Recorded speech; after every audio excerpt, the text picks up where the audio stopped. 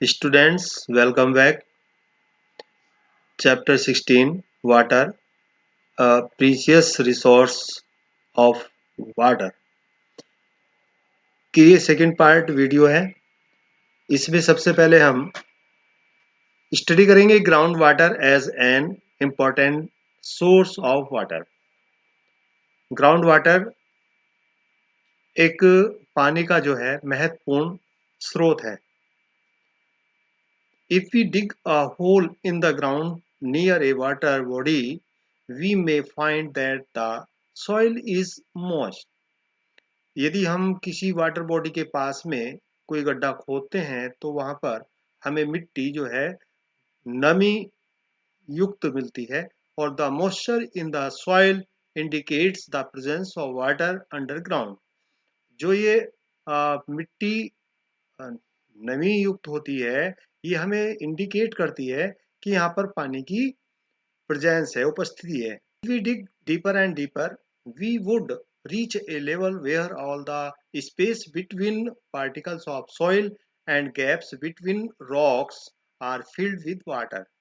ठीक है, अगर हम इस गड्ढे को जो खोदते चले जाएं गहरे से गहरा और उसके बाद गहरा, तो क्या होता है, जो सॉइल के पार्टिकल्स हैं और रॉक्स है, उसके बीच में जो स्पेस है वो पानी से भरा होता है। ठीक है, और the upper level of this layer, इस लेयर का जो अपर लेवल होता है तो उसको हम क्या कहते हैं, वाटर टेबल बोलते हैं।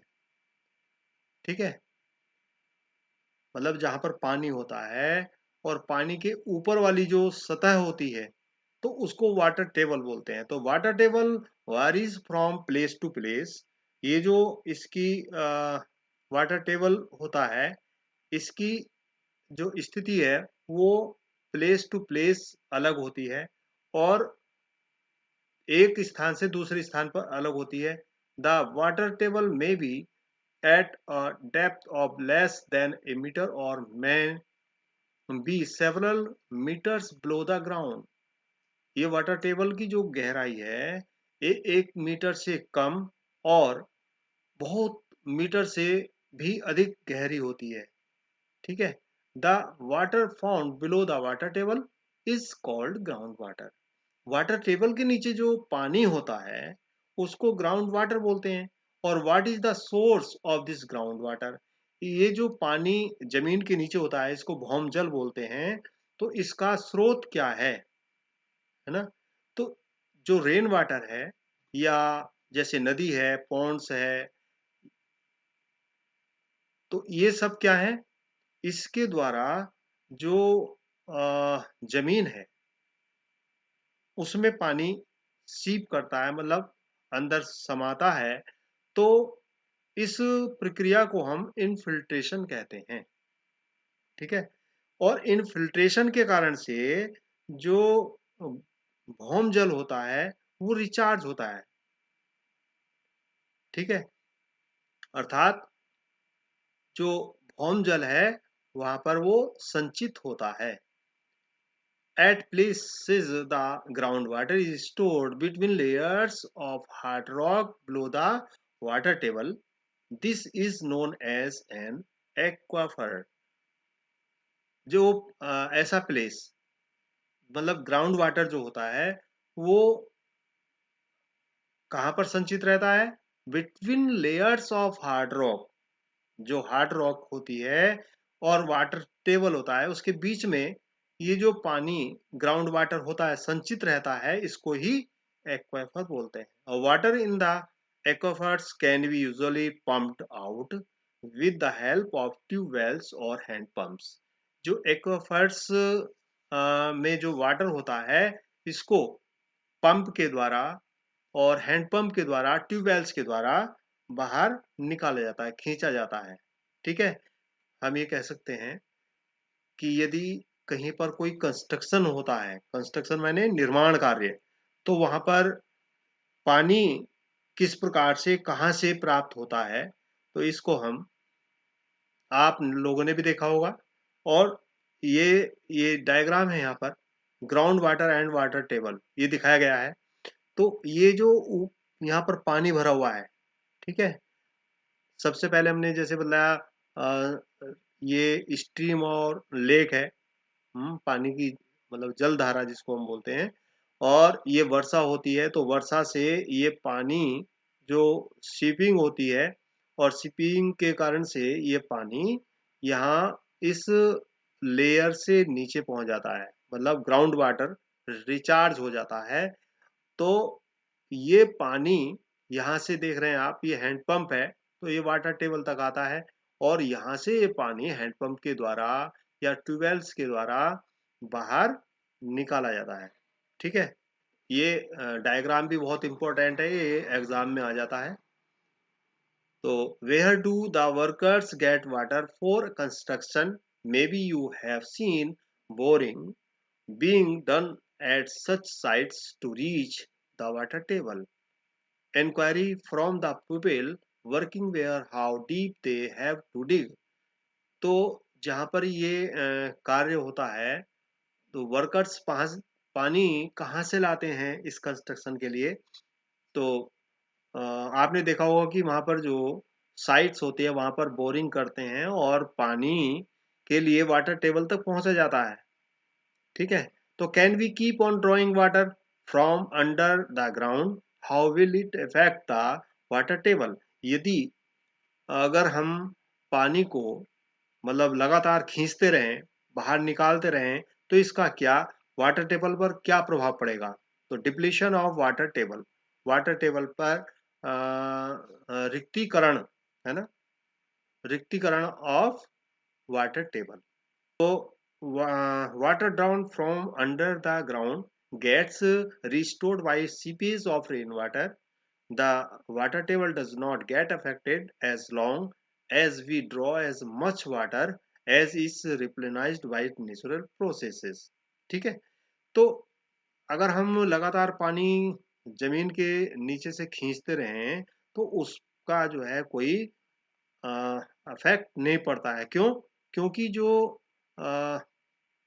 रेन वाटर होता है वो सीपेज होकर के मतलब नीचे धरती में समाता चला जाता है, और ये एक प्राकृतिक प्रक्रिया के द्वारा पुनः उसमें रिस्टोर हो जाता है। तो इस प्रकार से पानी पर कोई प्रभाव नहीं पड़ता है। तो वाटर टेबल में go down if the water is not sufficiently replenished. Water table, जब कभी वाटर टेबल नीचे चला जाता है तो water is not sufficiently replenished, मतलब वाटर उचित रूप से वहां पर रिप्लेनिश्ड नहीं हो पाता है, मतलब पुनः स्थापित नहीं हो पाता है, या हम ये कह सकते हैं कि ग्राउंड वाटर की कमी होती है, या हमें पानी उचित मात्रा में प्राप्त नहीं होता है। तो this may happen due to many reasons, इसके बहुत सारे कारण हो सकते हैं। इंक्रीज इन पॉपुलेशन, जनसंख्या में वृद्धि, इंडस्ट्रियल एंड एग्रीकल्चरल एक्टिविटीज, मतलब औद्योगिकीकरण और कृषि कार्य के कारण से are some common factors affecting water table. इन कुछ कारणों से वाटर टेबल अफेक्ट हो सकता है। Scanty rainfall is another factor that may deplete the water table. Yet another factor affecting water table could be deforestation and decrease in the effective area for seepage of water, ठीक है। तो इसके जो पानी की कमी के जो रेन है, रेनफॉल, उसमें कमी के कारण भी वाटर टेबल पर अफेक्ट होता है ना, बुरा प्रभाव पड़ता है यदि वर्षा कम होती है। Deplete the water table, yet another factor affecting water table could be deforestation, मतलब जो जंगल हैं उनके कटने के कारण से भी वाटर टेबल पर या जो सीपेज ऑफ वाटर है उस पर बुरा प्रभाव पड़ता है उस एरिया पर। तो इंक्रीजिंग पॉपुलेशन के कारण से कैसे इस पर प्रभाव पड़ता है? तो जैसे जनसंख्या की वृद्धि होती है तो उसी के कारण से उनकी डिमांड बढ़ती है, मतलब घरों को बनाना पड़ेगा, दुकानों को बनाना पड़ेगा, ऑफिस बनानी पड़ेंगी, रोड्स बनाने पड़ेंगे, इस प्रकार से बहुत सारे कार्य करने पड़ेंगे। और decrease the open areas like parks, जो ओपन एरिया होते हैं जैसे पार्क्स है, प्लेग्राउंड्स है, तो इनकी कमी होगी, मतलब ओपन एरिया कम होंगे, और ओपन एरिया कम होने के कारण से seeping of water, rain water जो होता है, तो ग्राउंड में जाने से वो मतलब एक तरह से उसमें कमी होगी, क्योंकि सारी जमीन जो है ऊपर की सतह जो वो कैसी होगी, पक्की हो जाएगी। और पक्की होने के कारण से जो उसके क्रैकर्स हैं, जो उसमें दरारें होती हैं जमीन में, जिसके कारण से पानी नीचे जाता है, तो वो पानी नीचे कम जाएगा, मतलब उसकी जो क्वांटिटी है, अर्थात ग्राउंड वाटर रिचार्ज नहीं हो पाएगा, और इसके कारण से वाटर टेबल पर बुरा प्रभाव पड़ेगा। ठीक है, जैसे पक्का फ्लोर हो जाएगा, तो पक्का फ्लोर जो होता है, पक्का फर्श जो होता है, तो does not allow water to seep in easily. ठीक है, और जो पक्का फर्श होता है उसके कारण से वाटर का सीपेज नहीं हो पाता है, जबकि जो घास वाले लॉन होते हैं उसमें water seeps through in no time, कुछ ही समय में वो नीचे मतलब सीपेज हो जाता है, नीचे चला जाता है पानी। तो more over a huge amount of water is required for construction work, often groundwater is used for this purpose. So, so on the one hand, we are consuming more groundwater. इसलिए एक तरफ तो हम एक तरह से तो हम ये कह सकते हैं कि ग्राउंड वाटर का खूब उपयोग करते हैं, और दूसरी तरफ जो पानी है उसका सीपेज कम होता है पानी में। जो ग्राउंड वाटर है, मतलब जो धरती है, कहने का मतलब ये है, जो धरती है उसमें पानी के सोखने की कमी हो जाती है, और पानी को हम अधिक मात्रा में उपयोग में लाते हैं, तो इस कारण से जो वाटर टेबल है उसका डिप्लेशन होता है, अर्थात रिक्तीकरण हो जाता है पानी का, वाटर टेबल का। तो in facts the water table in some parts of many cities has gone down to alarmingly low levels. In वास्तव में जो कुछ बहुत सारे शहर हैं, तो उनके कुछ भागों में वाटर टेबल का जो लेवल है वो चिंताजनक हो गया है। तो इंक्रीजिंग इंडस्ट्रीज, मतलब औद्योगिकरण में वृद्धि के कारण से भी इस पर बुरा प्रभाव पड़ा है। Water is used by all the industries, almost everything that we use needs water somewhere in its production process. The number of industries is increasing continuously. Water used by most of the industries is drawn from the ground.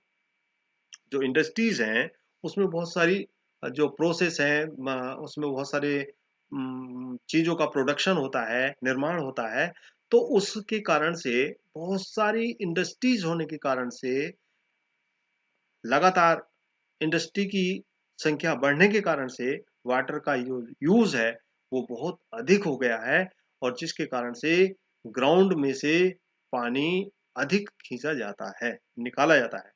ठीक है, तो name some industries familiar to you, make a list of the products obtained from these and used in our daily life. Discuss with your teacher and parents how the growing industrial industrial activity is responsible for the depletion of water table. ठीक है, जो भी अधिकतर मतलब हम सारे घर में अपने चीजों का उपयोग करते हैं, जो भी ऑब्जेक्ट हैं, जो भी प्रोडक्ट हैं, उनका हम उपयोग करते हैं, वो सारी चीजें कहाँ बनती हैं, इंडस्ट्री में बनती हैं। और इसके कारण से ही दिन प्रतिदिन उन प्रोडक्ट्स की हमें आवश्यकता पड़ती है, और इसी के कारण से दिन प्रतिदिन इंडस्ट्रीज की संख्या बढ़ती बढ़ती जा रही है, और इंडस्ट्री की बढ़ते जाने के कारण से डिप्लेशन ऑफ वाटर टेबल इसके लिए रेस्पॉन्सिबल है। ठीक है, एग्रीकल्चरल एक्टिविटीज, कृषि की जो एक्टिविटीज हैं उनके कारण से भी ये डिप्लेशन ऑफ वाटर होता जा रहा है ना। A majority of farmers in India depend upon rains for irrigating their crops. Irrigation systems such as canals are there only in a few places, है ना। अधिकतर एरिया में अपने देश के जो सिंचाई है वो रेन के द्वारा होती है, ठीक है। और इरिगेशन सिस्टम्स है कैनाल्स, जो नहरों के द्वारा इरिगेशन होती है, मतलब सिंचाई होती है, there only in a few places, कुछ ही स्थानों पर ऐसा होता है। तो इवन दीज सिस्टम्स में suffer from lack of water due to critic erratic rainfall. Therefore, farmers have to use groundwater for irrigation. मतलब रेन की कमी के कारण से लोग जो है ग्राउंड वाटर का यूज सिंचाई के लिए करते हैं। तो population pressure on agriculture forces increasing use of ground water. जो पॉपुलेशन वृद्धि का जो दबाव है कृषि पर, उसके कारण से ग्राउंड वाटर में जो यूज हो रहा है ग्राउंड वाटर का, उसमें वृद्धि होती जा, तो दिन प्रतिदिन उसमें वृद्धि होने के कारण से this result in depletion of water table. इसके परिणाम स्वरूप वाटर टेबल का डिप्लेशन हो रहा है। डिप्लेशन माने रिक्तीकरण। तो डिस्ट्रीब्यूशन ऑफ वाटर, पानी का वितरण। तो the distribution of water over the globe is quite uneven due to a number of factors, ठीक है। जो ग्लोब है, इस पर पानी का जो डिस्ट्रीब्यूशन है, वितरण है, वो अलग अलग है। मतलब ए नंबर ऑफ फैक्टर्स, इसके जो है बहुत सारे फैक्टर हैं। Some places have good amount of rain and are water rich. On the other hand, there are deserts which have scanty rainfall.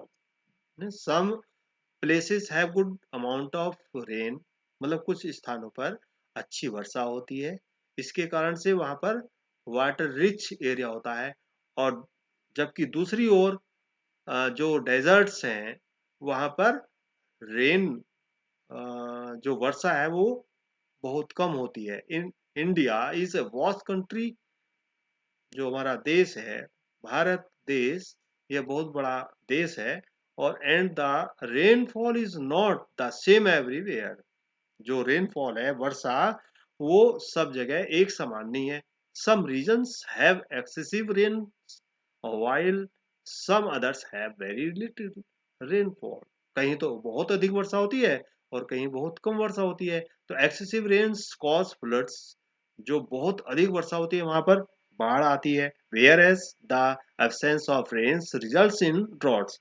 और जबकि जहां पर रेन की अनुपस्थिति होती है, मतलब जहां पर रेन नहीं होती, वर्षा नहीं होती है, वहां पर सूखा पड़ जाता है। तो therefore some regions in our country may have floods while other may suffer from droughts at the same time. तो एक ही समय में एक कुछ प्लेस ऐसे होते हैं जहां पर फ्लड्स होते हैं, मतलब बाढ़ आती रहती हैं। और जबकि दूसरी तरफ ऐसे ही क्षेत्र होते हैं उसी समय में कि जहां पर सूखा पड़ता है, ठीक है। तो इसके लिए जैसे हम एक एक्टिविटी करते हैं, 1 year is the rainfall map of India. It gives the average annual rainfall in different regions of our country, ठीक है। तो यहाँ पर एक ये इंडिया का एक मैप है, उस पर ये दिखाया गया है कि किस प्रकार से इंडिया में रेनफॉल है, मतलब एवरेज, औसत। तो यहाँ पर ये दिखाया गया है रेनफॉल का। अबव 400 और 200 से 400, 100 से 200, 60 से 100।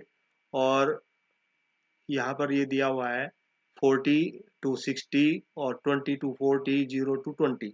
मतलब जहाँ पर ये डार्क ब्लू कलर है, तो यहाँ पर क्या है, वर्षा का जो एवरेज है वो 400 से भी अधिक है, 400 सेंटीमीटर से भी अधिक का एवरेज है।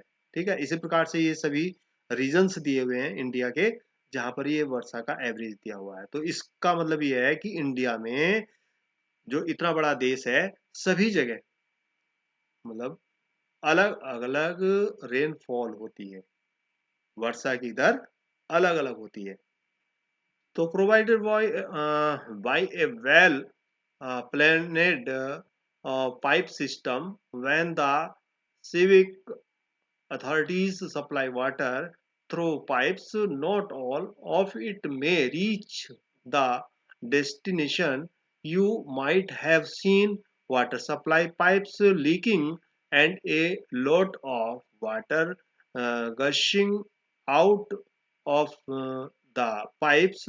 It is the responsibility of the civic authorities to prevent such wastage of precious water. ठीक है, तो जो ये वेल प्लान्ड पाइप सिस्टम, तो इसको पानी को प्रोवाइड कराने की जो सिस्टम है, तो उसको पाइप के द्वारा एक स्थान से दूसरे स्थान पर ले जाने के लिए सिविक ऑथोरिटीज है ना, वाटर सप्लाई करने के लिए। तो pipes not all of it में रीच द डेस्टिनेशन। जो वाटर सप्लाई है वो पाइप्स के द्वारा नहीं पहुंचाई जाती है। तो इस प्रकार से आपने देखा होगा कि जो पाइप्स होते हैं उसमें भी लीकेज होती रहती है, और उसके कारण से पानी, जो पाइप है, पाइप से पानी निकलता रहता है और पानी वेस्ट होता रहता है, बेकार होता रहता है, जिसका उपयोग नहीं हो पाता है। तो इस प्रकार से हम कह सकते हैं it is the responsibility of the civic authorities to prevent such wastage of precious water.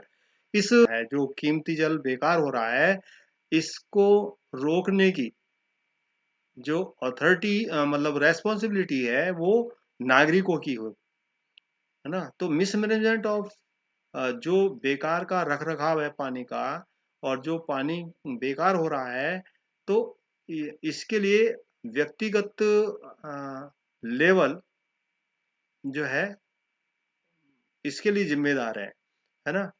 All of us, जो हम जाने में अनजाने में वेस्ट वाटर, अपना जो पानी है उसको वेस्ट करते हैं। जैसे ब्रश करते हैं और टेप चलती रहती है ना, टंकी चलती रहती है, शेविंग करते रहते हैं, टंकी चलती रहती है व्यर्थ में। इसी प्रकार से अ, जैसे कपड़े धुलते हैं, नहाते हैं, और बहुत सारी इन कामों को करते करते दूसरी एक्टिविटीज करते हैं, तो इसके कारण से पानी व्यर्थ होता है, बेकार हो जाता है, वेस्ट होता है। और जो टेप्स होती हैं वो भी लीकेज होती रहती हैं, और इसी कारण से बहुत सारा पानी वेस्ट होता है।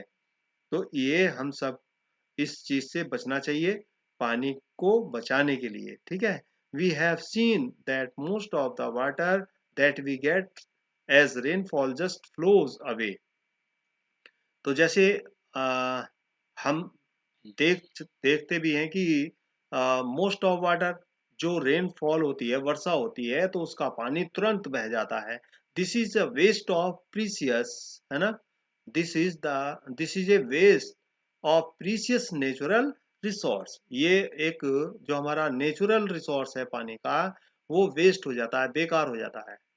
ठीक है, तो इस प्रकार से हमें क्या करना चाहिए, रेन वाटर हार्वेस्टिंग करनी चाहिए, मतलब उसको स्टोर करके रखना चाहिए रेन वाटर को, जिससे वो हमारे आगे उपयोग में आ सके। ठीक है, उसके लिए बहुत सारी चीजें, जैसे we have at many places in India and as old practice of water storage and water recharge like the वावरीज।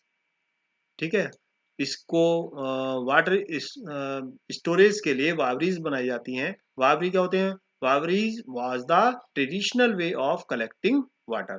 पानी को कलेक्ट करने की ये एक पारंपरिक विधि है, जिसके द्वारा पानी को क्या किया जाता है, रिस्टोर किया जाता है, स्टोर करके रखते हैं, ठीक है।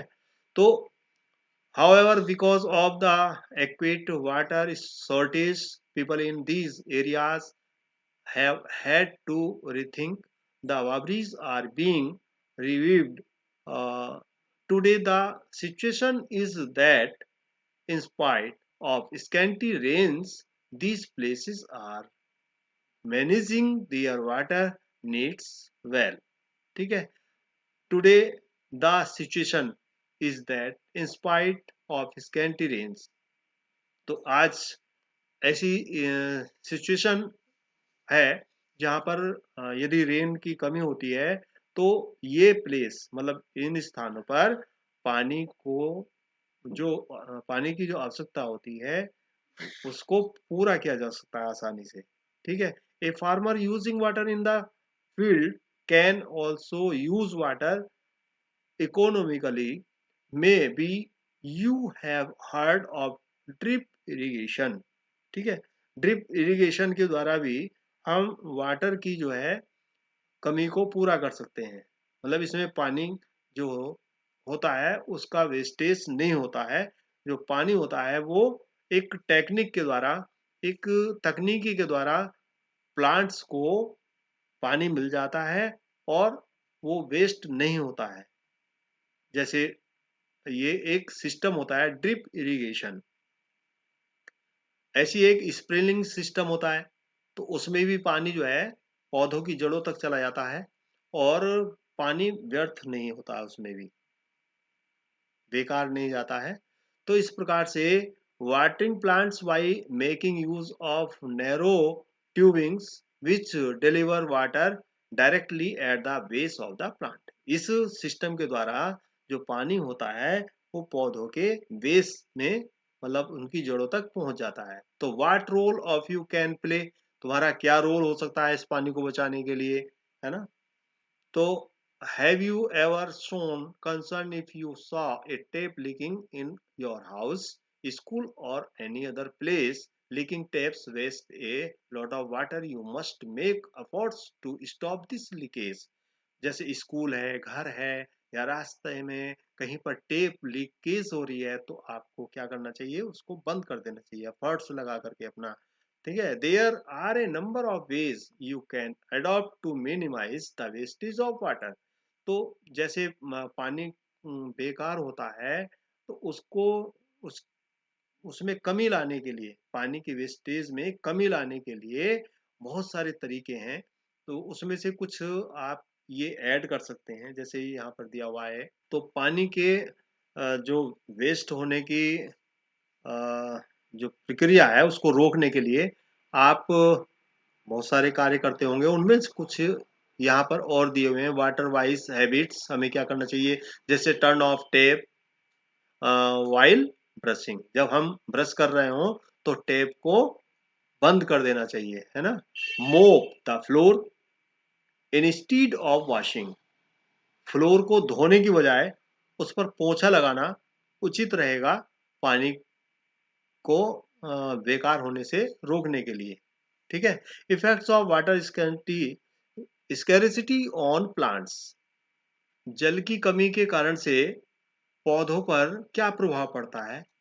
आपने देखा होगा, you must have seen potted plants wilting and ultimately during up if drying up if they did not get water even for a few days, ठीक है। आपने गमले में लगे पौधों को देखा होगा, अल्टीमेट मुरझाते हुए उनको, तो और बाद में क्या होता है, वो सूख जाते हैं यदि उनको कुछ समय तक, कुछ दिनों तक पानी नहीं दिया जाता है तो वो मुरझाते जाते हैं और अंत में वो सूख जाते हैं, ठीक है। तो वो क्यों, क्योंकि उसको पानी नहीं मिला है। तो you have already learn in chapter first that plants need water to get nutrients from the soil to prepare their food. आपने चैप्टर फर्स्ट में ये इसका अध्ययन किया था कि पौधों को न्यूट्रिएंट्स प्राप्त करने के लिए जमीन से पानी की आवश्यकता होती है और just imagine the consequences if water is not available to plants. ठीक है, इसके परिणाम की कल्पना आप कर सकते हैं यदि पौधों को पानी अवेलेबल ना हो। इसके परिणाम क्या हो सकते हैं इसकी आप परिकल्पना कर सकते हैं, क्योंकि पौधे अपना भोजन खनिज लवण और पानी की सहायता से बनाते हैं, और वही चीज उनको प्लांट्स को ना मिले तो क्या होगा। ठीक है, तो the green character of the planet shall be lost. जो हमारा प्लेनेट है, पृथ्वी ग्रह है, तो इसका जो ग्रीन करेक्टर है, मतलब जो हरियाली है, वो क्या हो जाएगी, समाप्त हो जाएगी। दिस में mean the end of life. इसके कारण से जीवन का एंड हो जाएगा। For a world without plants, है ना, बिना पौधों के। क्यों? क्योंकि बिना पौधों के क्या होगा, फूड भी नहीं मिलेगा, ऑक्सीजन नहीं मिलेगी, और रेन भी नहीं होगी, और इनोमेबल अदर प्रॉब्लम्स, और असंख्य बहुत सारी जो है समस्याएं हो सकती हैं। इसलिए हम सबका कर्तव्य है कि जो वाटर एक कीमती संसाधन है, इसको हमेशा इस प्रकार से यूज करें कि ये वेस्ट ना हो, बेकार ना हो। ठीक है, क्योंकि हमने पहले ही सीखा था, जल है तो कल है। इसी के साथ ये हमारा चैप्टर वाटर ए प्रीशियस रिसोर्स समाप्त होता है। Thank you.